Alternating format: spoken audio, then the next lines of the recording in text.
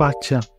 Orang taat bayar pajak. Orang taat ya sholat lah bro. Bea cukai akhir-akhir ini jadi topik pembicaraan yang sangat hangat diperbincangkan di kalangan warga Konoha. Gimana enggak? Bantuan untuk SLB yang dari Korea ditagih pajak sampai ratusan juta, bre. Belum lagi kasus sepatu, belum lagi kasus mainannya Medi.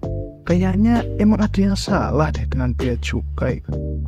Tapi yo ndak tahu, katanya saya sempat didatangi bendahara negara alias Bu Sri Mulyani. Ya mungkin beliaunya pada ketar-ketir juga sih. Tapi percayalah teman-teman, hal seperti ini pasti bakal terjadi lagi di masa depan. Mungkin dengan hal seperti ini menguntungkan negara, iya. Tapi apakah rakyat senang? Sederhana sih, tapi rakyat marah. Subscribe. Sebelumnya gue kagak tahu aturan pasti tentang perbiayanan dan perpajak-pajakan ini. Tapi kenapa gue pengen buat video ini ya karena gue pengen. Dan karena belakangan ini lagi rame kasus-kasus tentang bea cukai, ya entah itu kasus tentang sepatu, tentang mainan lah, dan yang paling baru bantuan buat SLB yang ditagih ratusan juga lah. Ya gue jadi dalam hati kepengen bahas gitu. Karena apa? Karena orang-orang lain bahas kasus sepatu yang ditagih atau dipatok bea masuk sebesar 3 kali lipat dari harga aslinya. Menurut gue itu sangat-sangat di luar nurul sih. Karena beliaunya yang punya sepatu aja ngomong bahwa sepatunya itu harganya semua 10 juta, lebih tepatnya 10,3 juta. Dan untuk biaya pisingnya atau biaya pengirimannya kurang lebih 1,2 juta. Jadi totalnya sekitar 11,5 juta. Dan tahu ya masuknya berapa? 31,8 juta. 3 kali lipat nggak tuh? Dan menurut gua kenapa ini bisa terjadi ya mungkin aja bea cukainya lelah atau emang harus ditagih 3 kali lipat gitu.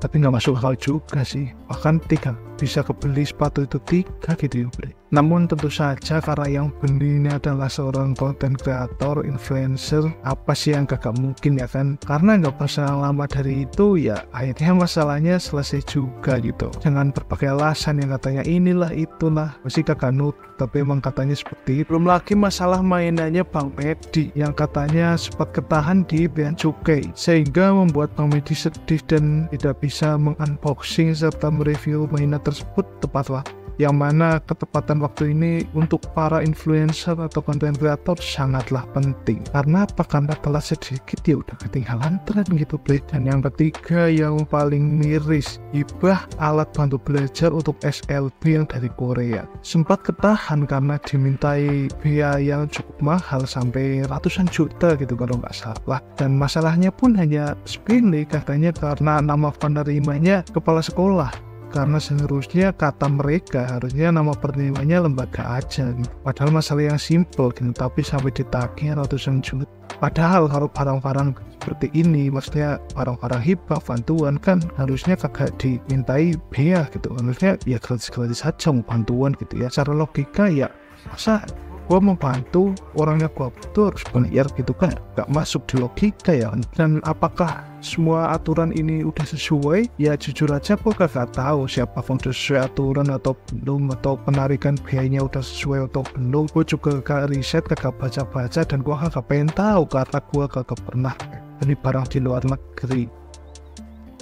Tapi pernah deh gua beli HP. Tapi yang jelas setelah semua itu viral dan belakangan ini kasus-kasus yang sempat viral tentang bea cukai, akhirnya bea cukai didatangi oleh bendahara negara yaitu Bu Sri Mulyani, dan sempat ditegur dan dikasih masukan juga supaya kedepannya buat meningkatkan kepercayaan dan lebih bisa menjelaskan tentang bea-bea ini kepada masyarakat. Karena ya seperti kita tahu banyak banget orang-orang yang ya nitip-nitip beli barang di luar negeri. Dan tentu dong kalau misal sampai masuk ke negara kita ya harus dikenakan pajak, bea, dan lain-lain. Dan tentu aja karena ini seribet ini tentu bakal menyusahkan karena aturannya semakin ketat, menyusahkan buat produk-produk ilegal masuk ke Indonesia. Dan kabar baiknya dengan adanya aturan yang sangat ketat ini tentu aja bakal melindungi orang-orang Indonesia yang nanti bakal ketipu lah atau gimana lah. Selain itu juga bisa menyelamatkan Indonesia dari impor-impor HP-HP limbah Jepang gitu. Ya gue sih nggak ngejudge limbah Jepang ya, karena gue juga pakai. Nah ini buat karat kau. Walau dengan aturan yang sangat ketat, tapi tentu aja juga peluang buat orang-orang mengambil kesempatan atau berbuat jahat dari aturan-aturan tersebut ya tetap ada sih kayaknya, entah itu korupsi, entah itu apalah gitu, tetap ada sih menurutku.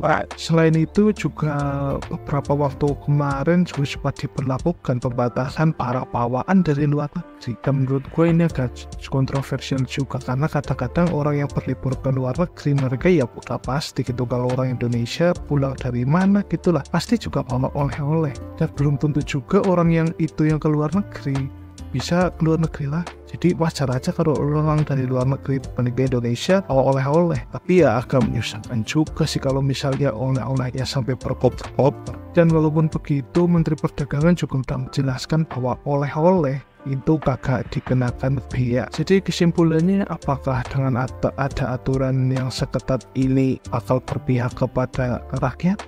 Ya tentu aja berpihaknya kepada negara. Selain menyelamatkan pendapatan negara, juga melindungi rakyat juga sih dari orang-orang jahat yang mau menipu dengan just tip dan lain-lain gitu. Tapi kalau ya mau ketipu ya ketipu aja sih buat gua. Oke, mungkin itu aja yang pengen gua sampai di video ini. Jangan lupa like, comment, dan subscribe, dan buat gue juga di kolom komentar. Dan sekali lagi, gue kagak tahu aturan pastinya kayak gimana. Gue kagak coba nyari tahu dan kagak pengen tahu, karena mungkin gue bakal belanja dari luar negeri yang freak. Gue Ferdianto, sampai jumpa di video berikutnya.